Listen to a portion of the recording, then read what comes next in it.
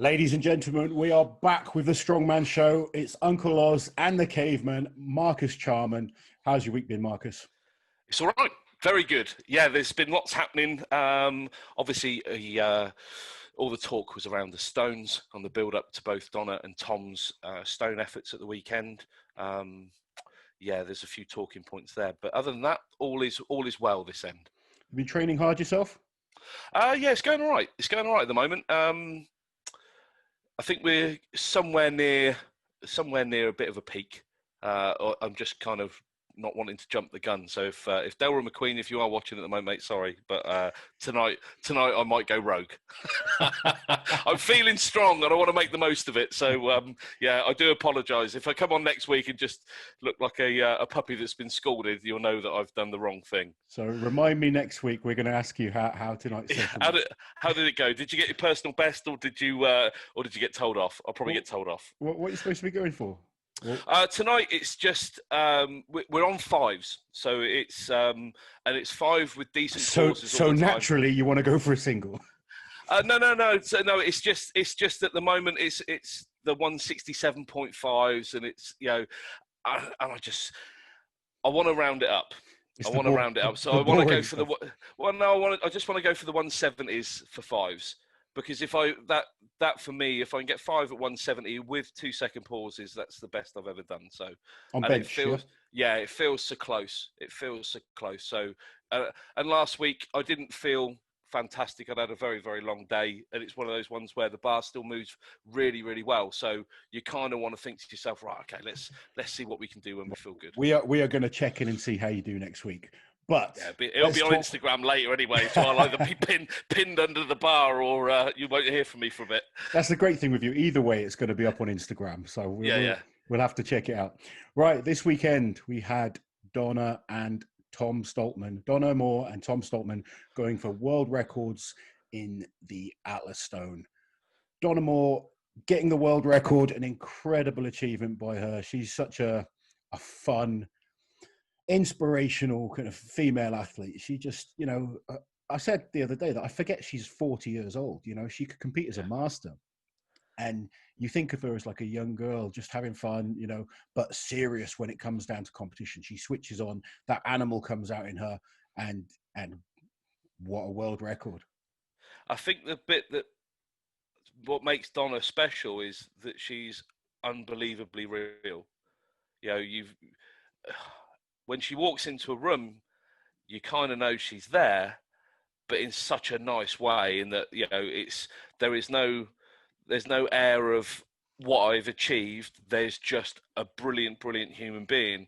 You and I have been lucky enough to spend some time with her when it comes through to even putting on little sort of showcases and stuff like that. And as you say, her demeanour, you can't get your head round the fact that she is 40, because her demeanour is that she feels young in terms of how she comes across, and it's just that enthusiasm for lifting. But yeah, she's immensely real. What she does when she switches on, though, that's the Jekyll and Hyde moment, and it makes your hair stand on end, because to actually see her come bawling through the gym, you just part like Moses parted the seas, because she gets the job done every single time. Yeah, it's special, and I'm really chuffed for her, because again, all the nonsensy comments and stuff like that, and like, she almost missed it and stuff like that. Look, when it comes to that piece of kit, your body cannot touch the wood. So she has to give herself clearance. So she's doing that because she's cognitively switched onto that. So there is going to be a little lift, there's going to be a push, but make no bones about it. That is serious. Do yourself a favour. Go and pick up a 140 kilo stone, just 140, and see how easy you can make it look. Because what she's done there is taken a stone that was in a World's Strongest Man final probably about a decade ago, and she, for all intents and purposes, she made it look really pretty easy. Yeah, she did. I've seen a few of the comments, and regarding the stone touching the implement. How many times do you see guys with the stone, when they're doing like loading up to a platform, they're pressed against it and then they've got to push it up. There's nothing wrong with that at all. No. believe me, it's actually harder because it's easier if you can do it in one go straight up. When you've got to really fight for it and just keep the second you loosen up with that stone, it's going to fall down. So you're fighting for that little bit longer. You've got to keep tight. I was proud of her, really happy for her. Obviously, we're friends, kind of behind the scenes and stuff, and it was just good to see her get her opportunity in front of a great audience and platform. Yeah, we've got some real trailblazers, really. Donna off the back of a couple of girls that have gone before, but they're all laying the foundations. But Donna's really been able to take it to a place of where she's actually just absorbed this crowd in with her. She just brings an energy, and it's made it fun as well. And then you've got then the likes of Andrea that are coming on afterwards, and she's been looking toward Donna, and now you've got it is a rivalry, because I think no matter who you're competing against, there's always a rivalry because you want to win. Exactly. But actually, what you've got in those two, we are so lucky to have them. We could arguably say we have the two greatest strong women of all time on our shores. And then you look at what they bring in terms of personality and nature, that's where we're really blessed, because what they give back by their sort of demeanor and their nature is fantastic. And Donna's a pioneer for that, really, because she leads by example, but the moment she's away from the camera or the implement, she's as human, as real as it comes, of which you'd expect. But it doesn't always work out that way. I think we're immensely privileged, and as you said, that word, proud of her. Yeah, I think if you can't be involved in this sport and see what she's done, and be proud of that person's efforts, there's something inherently wrong with you, because what she has done is she's elevated not just the female side of things. She actually brought a new audience to the male side of things as well, because they wanted to know who this woman was, what sport we were involved in, and then it opens the box to so much more. Yeah, you see how she inspires so many people just by flicking through Instagram. The day of the contest, you see how many people are tagging her. How especially the female athletes. The male as well. But I've probably said this too many times, but I can go back to when I started Strongman, and you had one or two girls that competed in like Britain's Strongest Woman, for instance, or even international shows. There wasn't that many girls or female athletes competing at this level.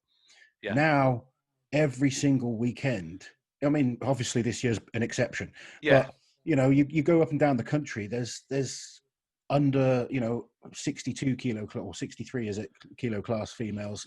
There's the under 82s, there's the heavyweights. There's shows going on every weekend from and they're stacked as level. well. Yeah, stacked shows, international level, right down to novices. And the sport has grown so much, and these two are definitely leading that charge to inspire these new breed of athletes coming in. I mean, they're not the only two. There's some real inspirational girls out there, not just in England as well, all over the world. It's just getting more and more popular. But honestly, the weights that they're lifting now are crazy. Yeah. I mean, I live in the gym. I know what it's like, being in the gym. And sometimes when I guess someone like myself, who's an elite level strongman in my prime, you just get used to being around strong people. You sort of, you get used to being around, Zydrunas Savickas, Terry Hollands, these kind of big names, Mariusz Pudzianowski, Derek Poundstone. You just see these things, Brian Shawthor, et cetera, et cetera. I can rattle off a load of names, and you just get used to being around them because they become your competition and your friends. So you're always comparing to that level. But let's bring it back to reality. 170 kilo. There's plenty of people out there that cannot deadlift 170 kilos. No. And Donna, well, this is it. You said about that, the environment you sort of work in. This is the environment I work in. I constantly feel weak because of the people that I work in around. Because my friends like yourself, Graham, Sean Logan, these sorts of guys, I am not a strong boy in comparison to them. But compared to the dude off the street and even gym bros and stuff like that, I'm a strong boy. These girls are stronger than I am. Mm. I have no issue admitting that, because do you know what? They work for it. Yeah. And it makes me, I think it's joyous that to be able to look at what is achievable. and what's been done. And as you say, there are girls all over the world, women all over the world that are doing this now, and they're bringing attention to the sport in a good manner. Leafa, for example, another person, huge amount of personality. Then we look at the different classes, that we have, and you go sort of, there's a young girl from... What's the girl you were showing me before we came on air? The girl doing the weightlifting? Oh, the weightlifting girl. There's Mary. Coach Mary on Instagram. Coach Mary on Instagram, but her full name is Mary Thiessen-Lappen. And as I say, what we got a jerk from the boxes, but it's 182 kilos. 182 kilo jerk. She just makes it look so easy as well. And it's like, oh man, it is phenomenal. Absolutely phenomenal. I can honestly, right now, I could not put 182 kilos overhead. Whether it's whatever manner, I couldn't do it right now. That's it shows you how impressive these kind of lifts are. And there's female athletes all over the world that are just getting better and better. They're realizing that it's okay to lift. It's not frowned upon or seen as kind of weird. And they're just. I sometimes find when I coach now, sometimes the girls work harder than the guys. Do you know what? I've said that from the moment I've come into this. Like the people that I've enjoyed working with the most, basically because it's the input-output thing, and you'll get this now because you spend a lot more time coaching because it's full-time now. Just lost a hat. I'm not entirely sure whether I'm alone in here or not. Where the hell's that come from? No. So it's the input-output side of it.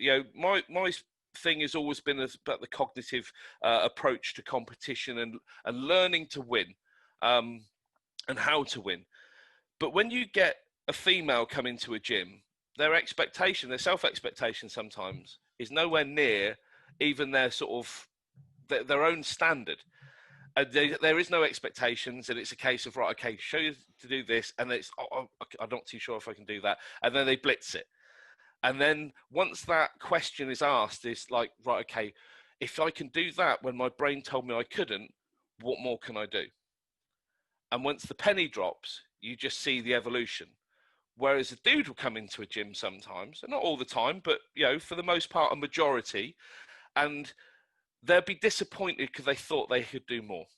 Yeah. And there won't be that realization of, like, okay, you're comparing yourself to people, or you're comparing yourself to something that you've got no right to, because you haven't put any of the foundation work in, and it's normally a little bit of underwhelming sort of an end result. So the women's side of things, I'm chuffed to bits that it's growing as it is, because across the globe you've got amazing people doing amazing things, and do you know what? They all come with a bit of character. The Jessica Fithens of this world.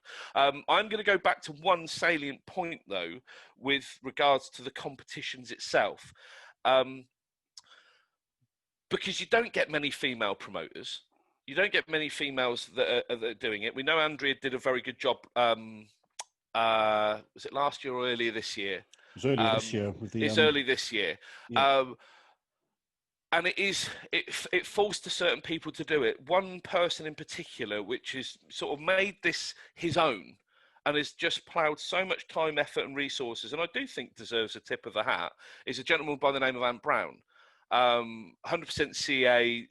They do the England they do England's, Britain's, and the qualifiers will run all over the country. But that's a guy that has put his own time, resources into doing it. Yeah. And whilst we all sort of say, it'd be nice to have sort of females doing some promotion and stuff like that, don't undervalue those people out there like Ant that have actually laid quite a lot on the line, and his sole focus is actually elevating the sport for the women, because it's fantastic and it's needed. Ant works tirelessly behind the scenes to make these happen. And unfortunately, the reality is that right now, the female side of it doesn't bring as much attention as the, World's Strongest Man and the heavyweight males are where the attention will be for a sport such as strongman. The way for us to get, the lighter weight categories and the females to get more recognition is to bring that character out, become entertaining, make people want to watch you. Because obviously, when it comes to who lifts the most weight, the best big guy is always going to beat the best smaller guy. That's, you know, there's always variables, but if you compare the best of the best, they're, you know, what are they now? Like well over 6 foot and 300, you know, close to 400 pounds, big monsters. But that doesn't mean what the lighter weight categories are doing isn't as impressive. No, we saw that last week with like people like Nuddy.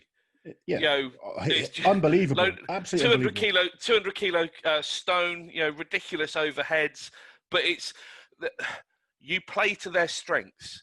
You know, the one thing, if you were to look at an accumulative thing, okay, it may not be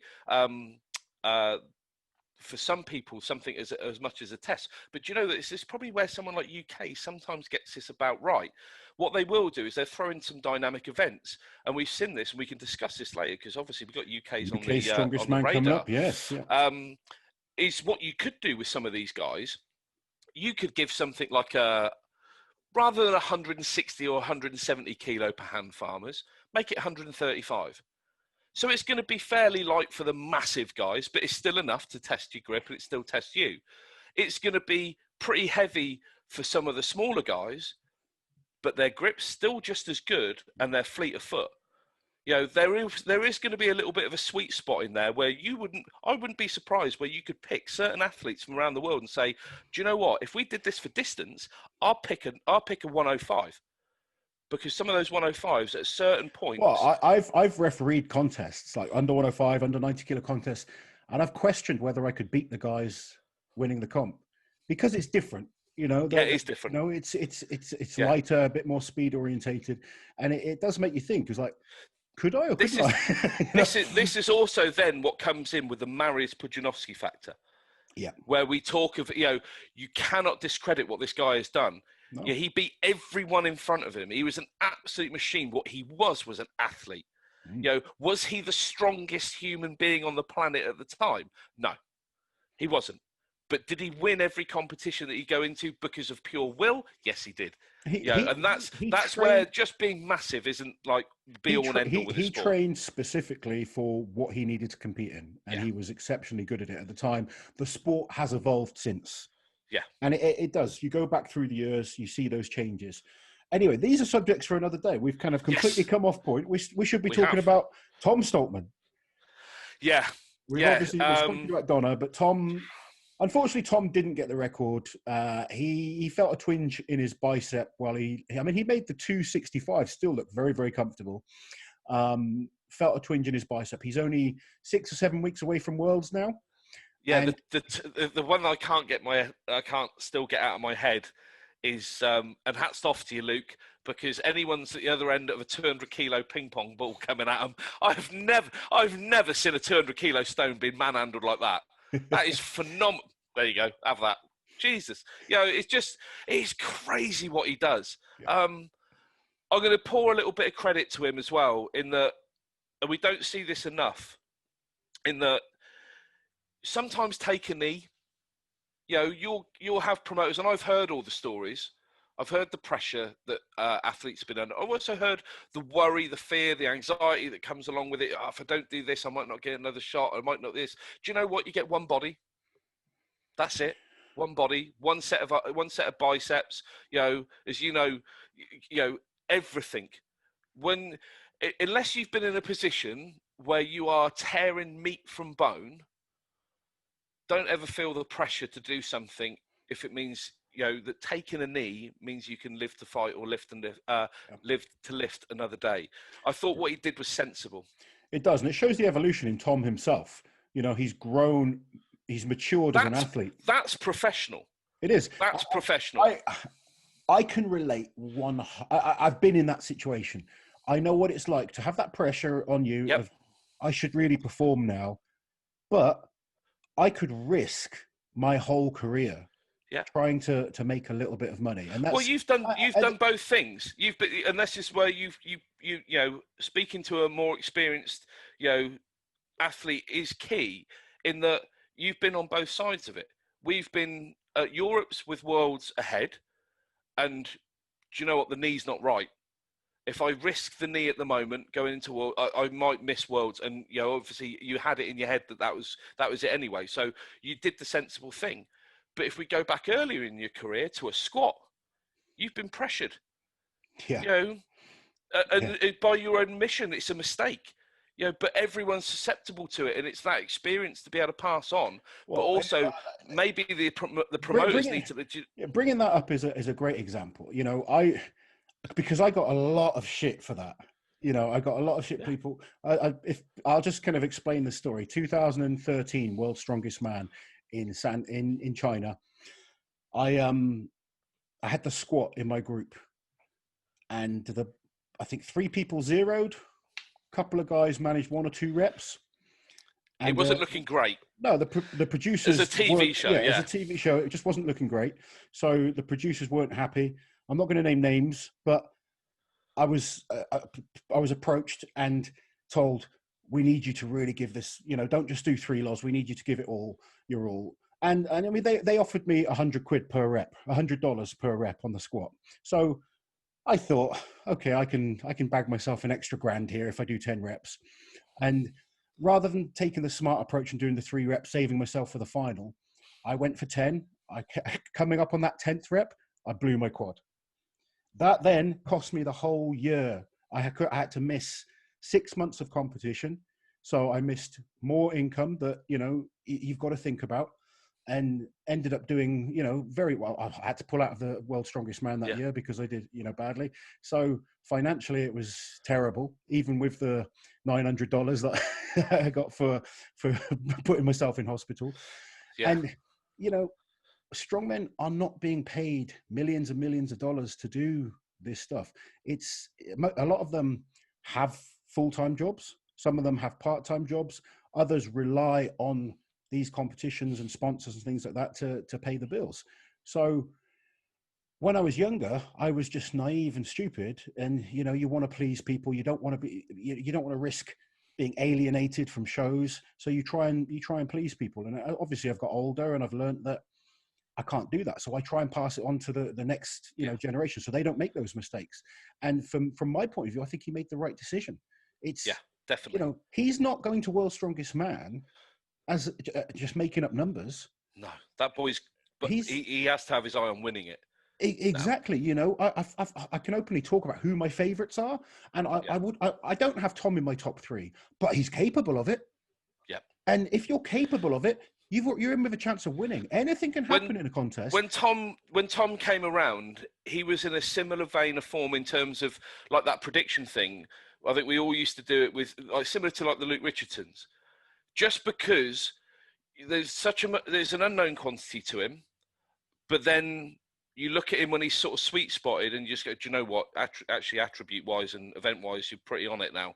And it's another one where, again, he could easily be a 5th again, or do you know what? If he absolutely dials it in, he could win it. Look, he could win it. We'll all have our predictions and what we think will happen, but nobody knows what will happen. You as an athlete have to get yourself as well prepared as possible, be in as good a shape as possible, hopefully as injury free as possible, and then you give 100% on the day, and what will be will be. And if you're within a whisker, you've got a chance. Yeah. And he's in that. It's little things like this, what's happened this weekend, that show me he's more ready to be a champion than he's ever been.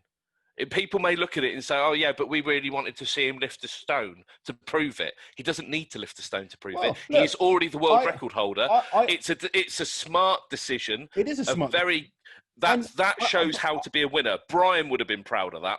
I agree. And I sat there as a fan wanting to see this record. I understand the fans' point.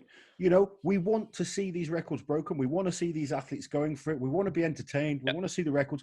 But these guys have to think of themselves first. Yeah, I want to see Tom back next year and the year after and the year after. That. If he risked lifting that stone and blowing his bicep out, that's World's Strongest Man done. And whatever other kind of, you know, sponsor agreements he's got coming up this year that could be ruined. Plus, you tear your bicep, he may never lift a world record stone again. Yeah.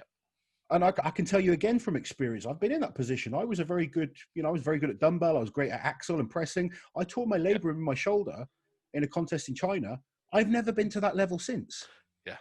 And that's what you have to kind of weigh up as an athlete. These injuries, we're not talking about chipping your nail. you're tearing muscles off bone and off, ligaments. These are serious injuries. Because you're compromised from that point onwards, and you'll never be the same. And that's it. You can, as we get older as athletes, there's sports where you can use this to cover. Yeah, and you can adapt. But you can't use it. You can't use it to advance. You can cover a gap, but you can't surpass where you once were when everything is on song. I mean, it's possible to come back better. I've proved it time myself, but I've had to adapt. Yeah. And that adaptation takes time. Smarter as well. That's a key part to this. And I'll always credit Vitautas for mentioning that. And I loved being in part of that conversation when you've got so many people talk about this like you're some sort of just big dumb animal that just picks stuff up. But no, strongman is an exceptionally cognitive sport. You have to be smart. Well, you don't have to be, but if you want to win and you want to win well, then you have to be a smart athlete. You either need to be smart yourself, or you need to get smart people around you. Yeah, that's the kind of two rules. Yeah, if you've got a crowd of people baying to you and going yes, yes, yes, bin them off. It won't be much help. Right. From that, we're going to go to the Caveman Corner. It was a popular segment last week. People really enjoyed it.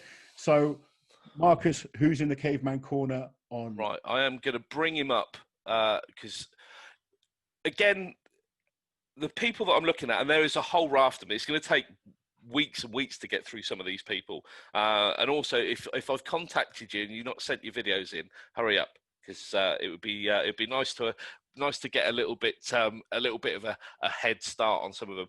But again, it's another person that just stood out. Tommy Lynn-Lovell comes out of New York. He wasn't born in New York. He's actually born in Mississippi, raised just outside of Louisiana in a place called La Place, near New Orleans.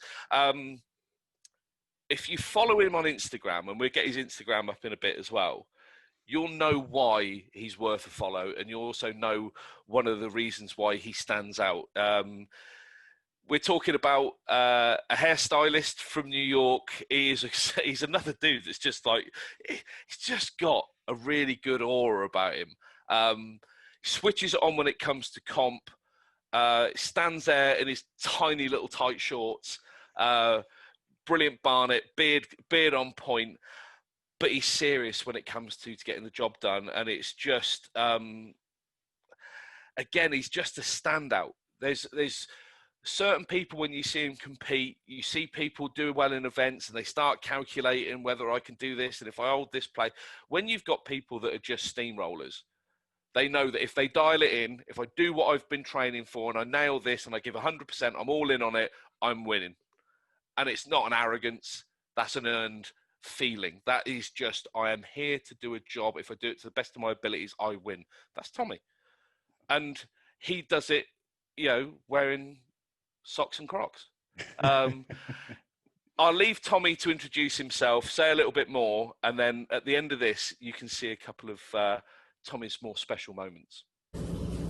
Hey guys, I'm Tommy Lynn-Lovell. I am the world's strongest man under 80 kilograms. Let's see a little bit about me. I've been lifting for about 5 years pretty seriously. What else? For the last 17 years, I have been a ladies' hairdresser.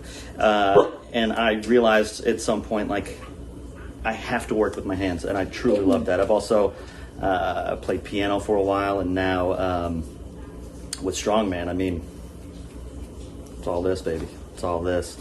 Let's see. Like I said, world's strongest man, so I've won official Strongman games last year, 2019, to get the title of world's strongest man under 80 kilograms. I have won the United States Strongman Lightweight World Championship. I'm a two-time national champion in United States Strongman. This is my dog, Opie. Get out of here. What else? Here are my 3 favorite lifts. Cheers.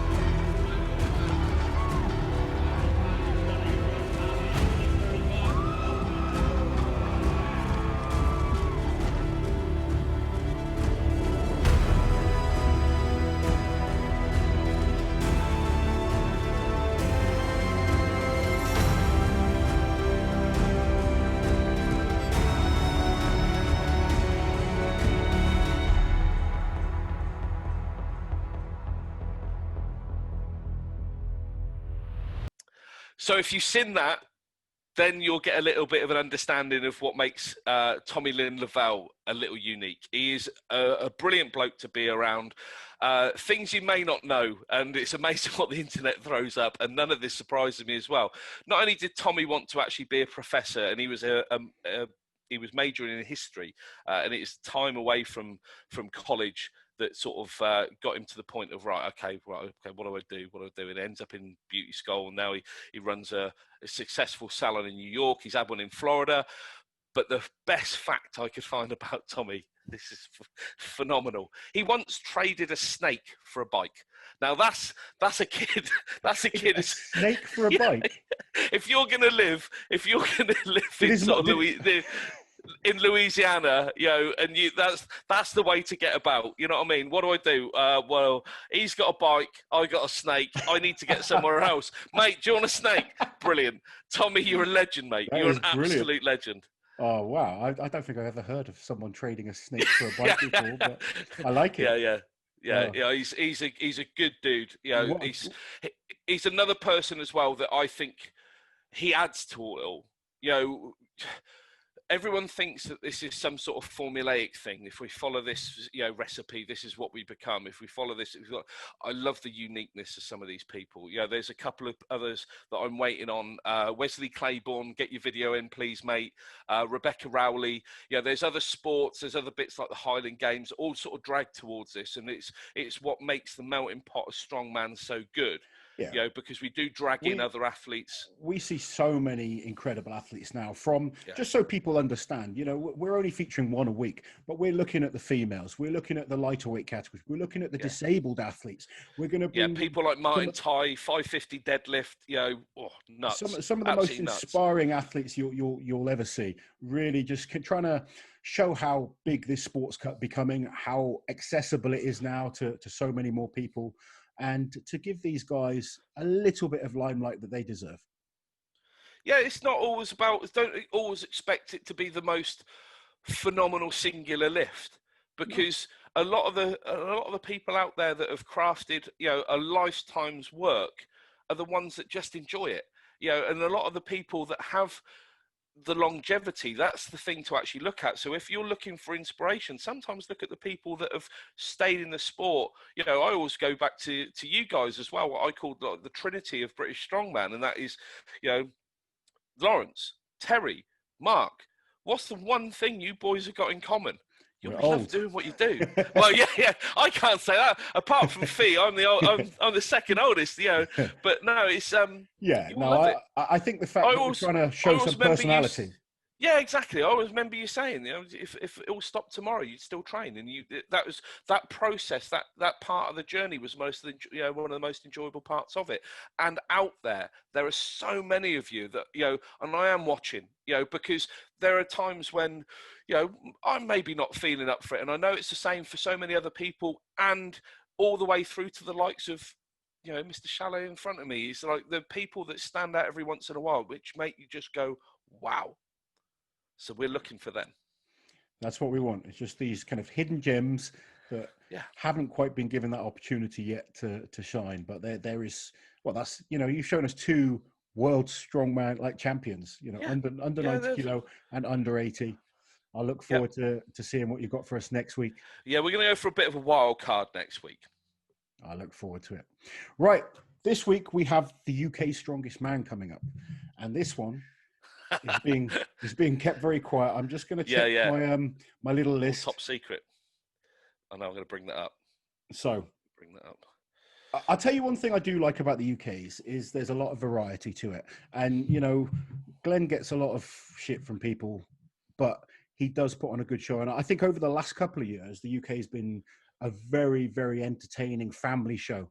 He's kind of gone out of his way to make a lot of, it's like a bit of a festival. You've got the strongman going on, but then there's lots of things around for the kids to do. And I think if you're looking to come and watch a family-friendly show, it's very, very entertaining. It's done well. Unfortunately, this year it's got to be different. But they still want to go ahead with the competition. So we have two groups. Now, things may change, okay? But this is what I know so far. We've got Group A, Group B. So the way the UK's work is over 3 days.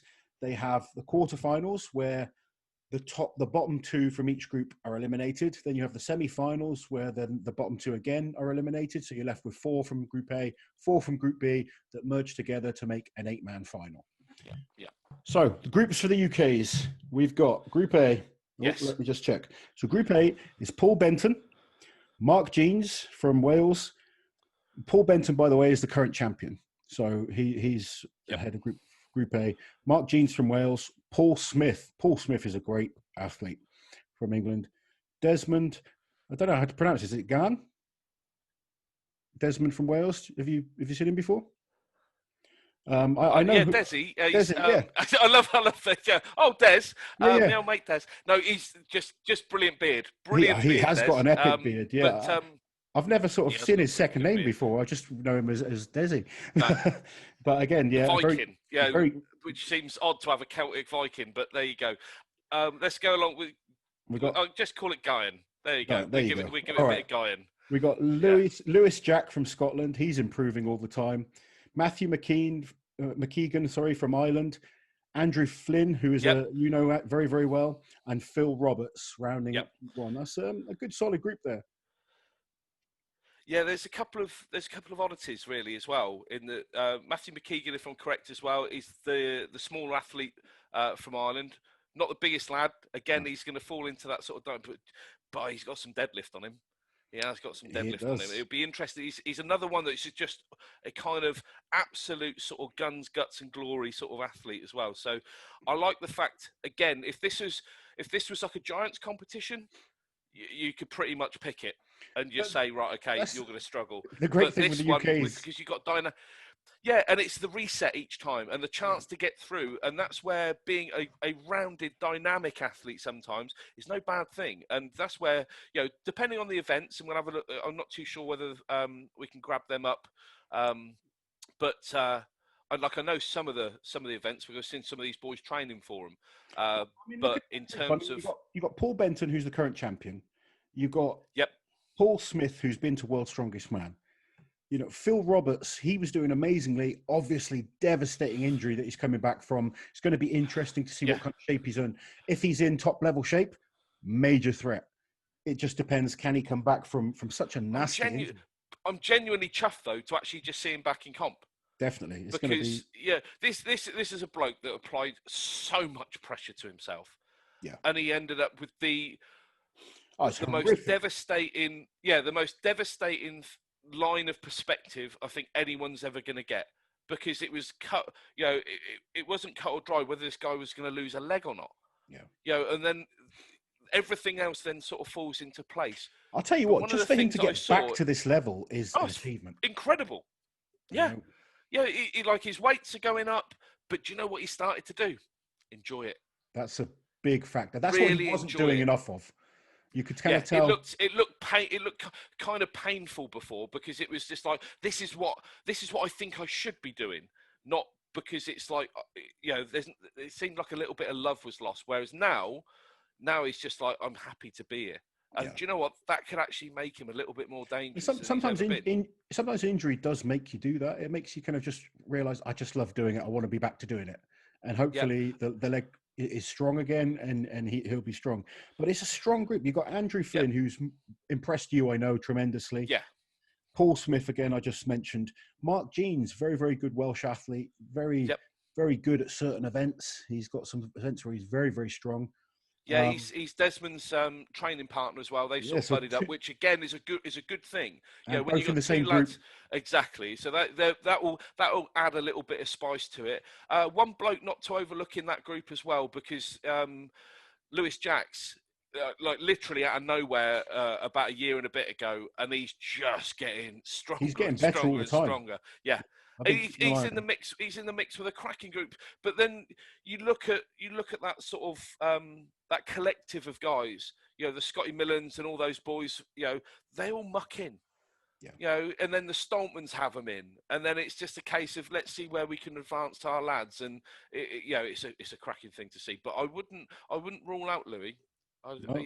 Paul Smith out of that group, I would say, in terms of he will be my favourite purely for the fact that he's one of the most rounded. He's one of the most experienced. Everyone's had bugger all, but Paul, aside from his collection of terrible trainers, has nothing to do. He will be diligent, and if you do watch Paul, give them back to that headmaster so he can play squash from 1984. That'd be lovely. But then Group B is what I would consider to be, if you're in there as a young lad, and we spit, you've got one of your boys in there. I got two of my boys in there. Two boys actually, Ryan and Ollie. Yeah. So that's a tough one. That's a toughie if you're a young lad. Do you want me to go through the yes, list? Please. So we got Terry Hollands making a comeback to the UK Strongest Man, Para Dwyer, former winner, Zake Malusi, who competed at World's Strongest Man last year. Yeah, he's cracking. He was the wild card, wasn't he, for Worlds? And everyone sort of kicked up about it. Why this? Why that? And I tell you what, it's better. The improvement in him has been incredible. Because I remember, I competed against him for a while, and you were just like, this kid's nothing to worry about. And then suddenly, out of nowhere, he's really made some giant strides. And we've said this about certain types of characters that, like, I've been critical of some of the people that have been dropped into competition sometimes, because you just look and it's not going to make a shit difference, But you look at others and you think, okay, they are going to get beat, but that's actually going to do them a favour. Well, because they're gonna light up. They will want to aspire. Then they know where they have to aim. Sometimes you see people they just raise that level. It inspires them. It makes them want to do better. And Zach is one of them. He's deadlifting over 400 kilos now. Yep. His static strength is up there. His log's good. He's a powerful guy. And for static strength, he's going to be one of the strongest guys in this contest. Yeah. Matthew McCoy from Ireland. I don't know a huge amount about Matthew. I've seen him a little bit, but it's going to be a step up. I feel for him. Yeah. I'm just going to adjust my seat before I vanish out of screenshot. There we go. There we go. All of a sudden starting to sink. If there are any chair suppliers out there that wants to send me something for my big bum, that'd be grand. She's got big Gav Bilton from Wales. Yeah, he'll destroy a few chairs as well. Yeah, he will destroy a few chairs. He is a unit. When I say big, I mean big. Yes. Say, what is he? 30 stone. Yes, of big, and off the back monstrous. Of giants as well. So this for me is going to be interesting, because this Giants is that line in the sand. That's a greater understanding. It's all right having a chat and sort of saying, oh yeah, I reckon I could do this, I couldn't do that. But now this is the point of, right, okay, where you've ended up. You've been against that sort of caliber of athlete. What have you got? Yeah. What have you got? Do you feel for Gav this is time to shine? I would be disappointed if he's not in the top two. He will be. I think as an athlete himself, just because of the want aspect of it, I think anything other than a win in this, and he'd feel like he's underachieved. Really, even with some of the names in. Well, yeah, because the thing is, you go by your own standards.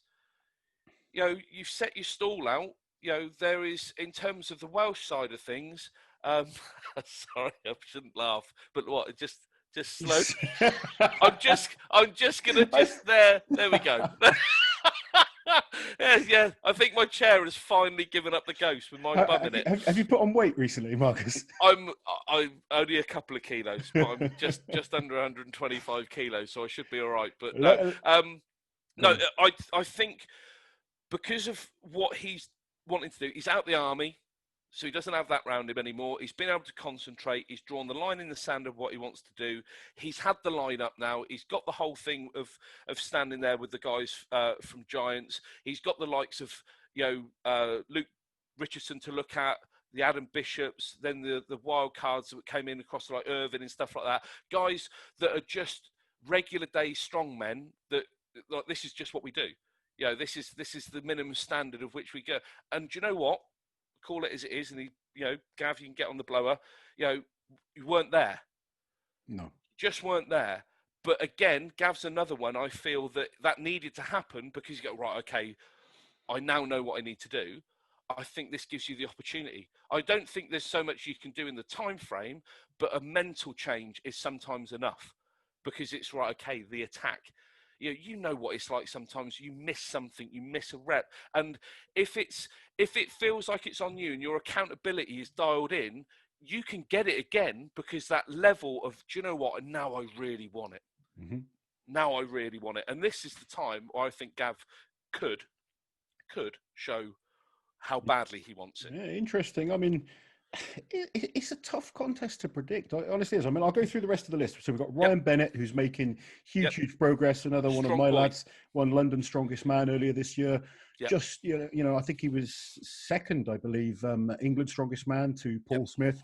So, he's making great gains. And again, another great all-rounder. A really exciting young lad is Ollie Clark. Now, he surprised a lot of people by winning the juniors this year. He didn't surprise me. He is one of the easiest people you'll ever meet to train. He just does as you tell him. He's works a sponge. Hard. He does. He just and it's good now that he's got the right people around him, because he showed very early. Like I think the first time I saw him, he was like 15, 16. And he's squatting. He's squatting 1 RMs for reps, for most big people. But, it looked like he was going to end up one way and one way only. And that's like, go off like a firework and never to be seen again. The good people have got around him. He's got you as a coach. He's got some great people in his ear. And now he looks like he's built that solid foundation and a really good understanding where he's at. He's exciting, as you say, exciting, I think is the right way to go about it. And inspiring to the shorter gentleman, because he's only short, but he gives it everything, and he's not letting that height affect him. He's as wide as he is tall. He is, but he for a statically strong, shorter guy, for instance, he moves exceptionally well, and that's let's not forget there is a very good chance I have a pair of socks older than he is. I would guarantee it. He's still got a few more years as a junior. So yeah. And then finally, rounding up Group B is Ben Williams, who's made great progress again the last couple of years. Really. And he's up. I think his gym have put him up for an attempt at the British dumbbell record as well. Interesting. And by the way he threw at 122 the other day, I'll give him a good crack at it. There's one thing about those guys and girls that come from that area, but also that come out of 3D strength. you guarantee one thing: effort. Yeah, absolute effort. They will not die wondering. Yeah.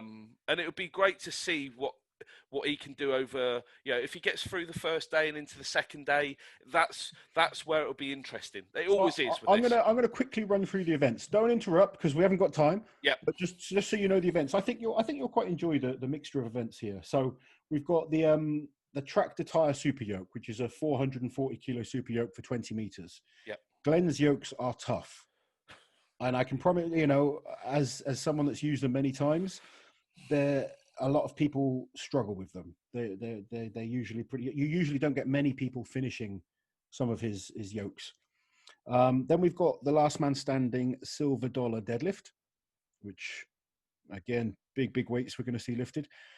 The Viking log medley going from 100 to 180 kilos. Again, Glenn's logs are hard. Don't expect a 180 to be flying up. And then finally, day one, the bottom three will go head to head in the car deadlift hold eliminator. So if they do it the same as last year, it's a bit like gladiators. You're given a time advantage depending on how many points you've got. And then you're all up holding the car, and the one who can hold it the longest will go through, or the one who's standing till the end will go through to the next day. Interesting events, to be honest, for day one. Day two, semi-final day, we've got the farmer's walk, which is 150 kilos in each hand. Then there's a vehicle winch pull, which is an interesting, it's a mechanical winch. Is that the arm over arm sort of thing? It's not like, it's like you're twisting the mechanical kind of winch, basically, to pull the rope. Stone to strength, and then again, the bottom three will go into the car deadlift eliminator hold. You do not want to be getting through that 2 days in a row. And then the final events. So we've got the truck pull, just a normal truck pull with a harness. Cerberus sack load, so just 4 sacks loaded as fast as possible. The Rebel Strength car squat for reps. That's going to be interesting. So I'm guessing some kind of Rebel Strength contraption that there's going to be a car on top of. Dumbbell medley, 80 to 120 kilos.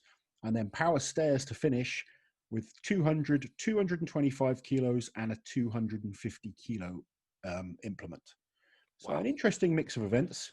Yeah, I don't envy the boys on the power stairs right at the end. 250 kilos. And one thing I will say about Glenn's comps, 3 days of competition, you know, you've got so many events, it is brutal. I don't care who you are. I don't care if you're an experienced Terry Hollands or Para Dwyer. You know, myself, I've been there before. Graham Hicks. It's a tough competition. You can look at it on paper and think, oh yeah, this guy should win. But after potentially 13 events for some of them, it can become absolutely brutal. Your body starts breaking down. You've seen it before. I mean, Hicksy didn't win last year and was the heavy favorite. I didn't win the year before. You know, I've been to the UK's twice. I won in 2017, came third in 2018. You know, and potentially probably would have looked at it and said, you know, I should have won. Hicksy should have won. There's no guarantees with this type of show, especially with the eliminators and the fact that it's reset after every day. That's a tough one. You know, that's what I found hard because I knew I was the best guy consistently, but then every day it's reset. And then the final is only 5 events. And with 5 events, like I've said before, it's always difficult. So we talk about guys like Paul Smith, who's a great all-rounder. You talk about like Para Dwyer, who's got that experience being there. Terry Hollands in shape is always going to be a threat. Paul Benton, current champion. Yeah. I think it's going to be a tough show. It's hard to pick a winner. Yeah, again, Para Dwyer, if he puts in a good stint, he's with a shout. He's within a shout. You know, if Terry shows anything of the form that he put into like OSG, and also just the character again, just happy. I just want to compete. That Terry Hollands is really dangerous. But there's so many little factors within that as well. And for those people that don't, you know, they look at a log medley and stuff like that and just think, well, people breeze through. They are so different. These aren't logs with weights on the end. The whole thing is 180 kilos or 160 kilos or 140 kilos. Just lapping it and cleaning it is an effort. It's twice as hard as anything. As you know. Also, when it's set up as a medley, it's different to a max. Yeah, you know, there's only one person I've seen made that look easy, and that was probably one of the greatest guys on the planet at the moment in Mateus. Yes. You know, and he was in that. It was Summer Mania, wasn't it? He was the only guy. He was the only guy. Yeah. Of absolute world class athlete. So I did that same medley in 2018. Yeah. And I won the event, and I wasn't the strongest log presser in the contest. Yeah. But I'd had experience on the logs. I knew that a fast 3. My goal was to do the 160. Yeah. You know, I knew the 180 wasn't going to be there, or if it was just going to be a risk that wasn't worth taking. Yeah, so I went through 3 fast. Ryan England, who's a 10, 20 kilo on top of me log lifter, decided to pace himself for the 180. Couldn't even clean the 180, and it's. That's not taking anything away from Brian. No, until you've done it. But it's one of those. Yeah, it's a lot harder. That Glenn's logs are a lot harder than people, you know, than most of the logs that you'll use. Yeah. And it's funny with a lot of Glenn's events, they are a lot harder than people think. Yeah, stones, for example, the diameter is so much bigger. So you'll see a 160 stone and say, well, I've watched a guy in the gym do 200. But you can't even get your arms around it, so you ain't lifting it. You know? Yeah, I've had this kind of argument with a few people recently because they'll go on about what they can do in their gym. Yeah, and I'll explain to them kit. It doesn't matter no. Until, you know, I remember doing a competition against this Iranian guy, and we did yoke and farmers, and I beat him on both in this contest. He's like, "Oh, I was so much faster in my gym." It's like, it doesn't matter what you did in your gym; it matters what you do in contests. So, well, we've had a similar thing as well. You accompanied me last year to Body Power, and there you know, guys in my group. They're good 300 kilo deadlifters, and the deadlift for the day was 260 for reps, but it was on a wobble bar with the stone implement. No, the silver dollar implements, I think, or the stone implements. So you know it's going to flex. Again, it doesn't make a difference unless you're quite rounded, unless you're prepared to be just to pull and learn how to pull on the day and not have this preconceived idea. Your approach to something is as important as your ability just to lift something once. And you're going to see that here. This is where some of those young guys, some of those inexperienced guys are actually going to showcase themselves quite well, because you're going to walk into an environment here of where your energy management is going to be key. So anyone watching thinking, okay, 3 days, you get a bit of a breather. You know this bit. You are up early doors. You stood around for ages the entire day. By the time these athletes get back, they are going to be knackered. And there's a whole host of them fans that have to sit, and wait for the athletes to then be done, and then the athletes that won't happen this year. But yes, that's all part and parcel of it in terms of your time management for competition. It's probably going to be a little bit nicer for them this year without having. I mean, as disappointing as it is to not have the fans there. In terms of, especially for the newer guys, I think they'll just be a little bit more focused and won't be so affected by that whole ordeal of, wow, there's a lot of people watching me. So for some of them, it probably will help. Guys like Terry and Parr are used to it, but, for the new guys. When you want to get something to eat and you're being dragged away, and it's, oh, God, I'm starving. So, looking at this list, pick me a top 3. Right. Oh, God. Love putting you on the pressure because you're going to get shit from the guys you don't pick. Yeah, I know, because I know every single one of these people. I'm the same. Okay. Winner, Powered Wire.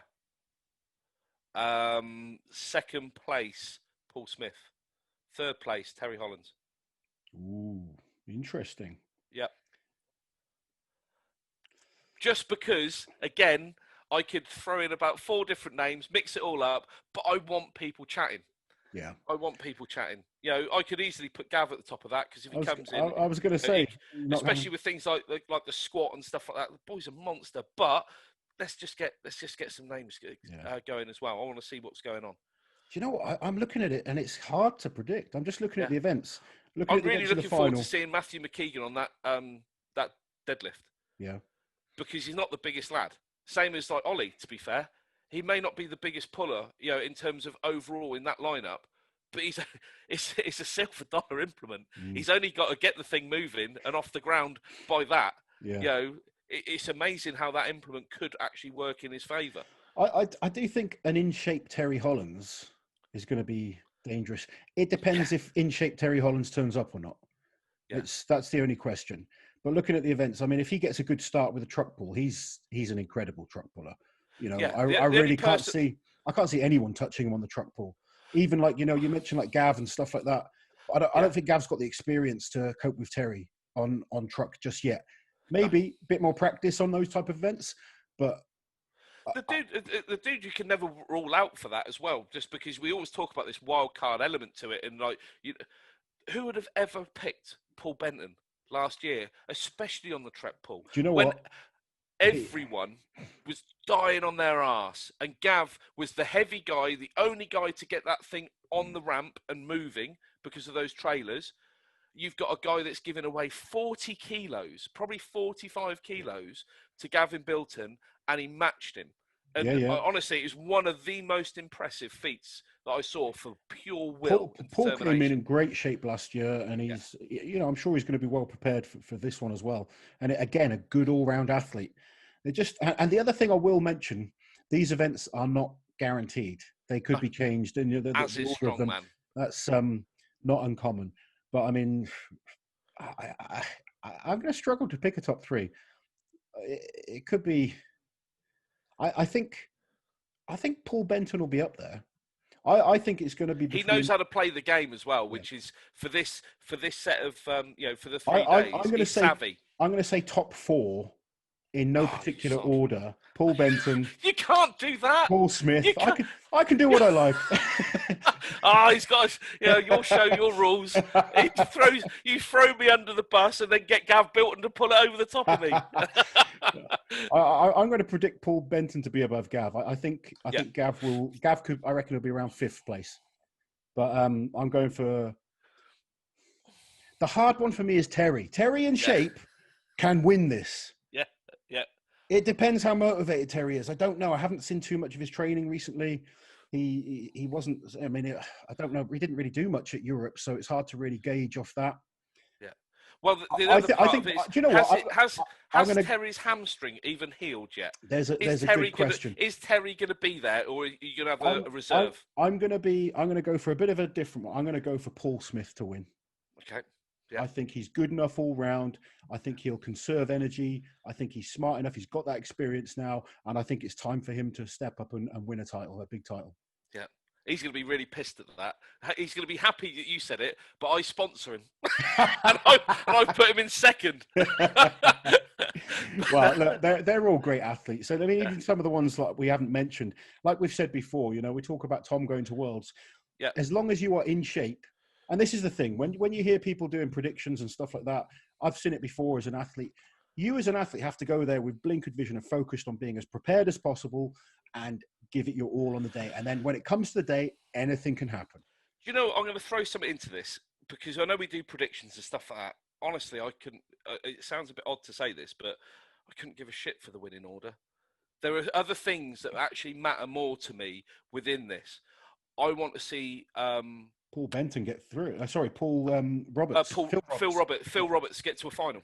I genuinely do. That for me, if he's there or thereabouts and he gets to day 3, I will stand and applaud that more than probably anything else. I want to see Andrew Flynn get through to a final. I want to see Ben Williams surprise people on the dumbbell medleys and on those sorts of things.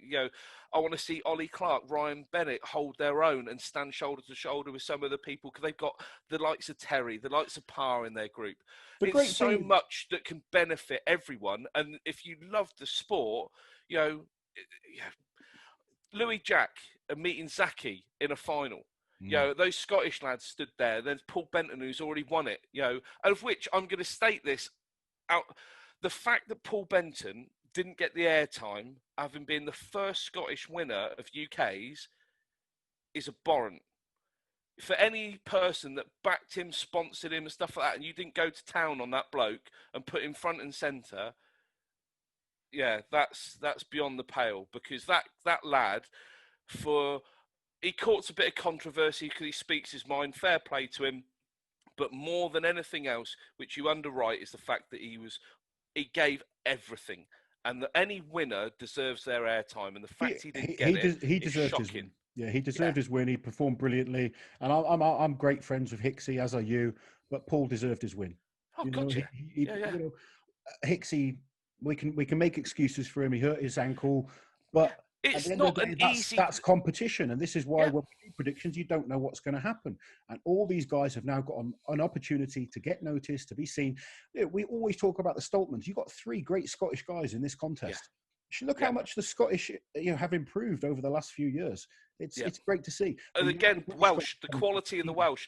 Mark Jeans has been around for a while. He's still a young lad for all intents and purposes. But look, the guys that are coming through, with Gav's still a fairly sort of young.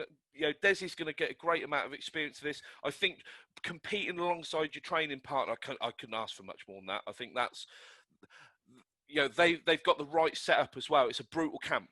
It's that whole thing of, everyone's got, everyone just destroys one another. There's always banter and stuff like that. That's a great place. There's no room to escape. I think that actually sets you up quite well. There's a lot to come out of this, and I'm really looking forward to it. I hope we get a lot more feedback and coverage. I know people like to shut stuff down, but I can tell you from experience, the best thing you can do here is get as much information out as possible.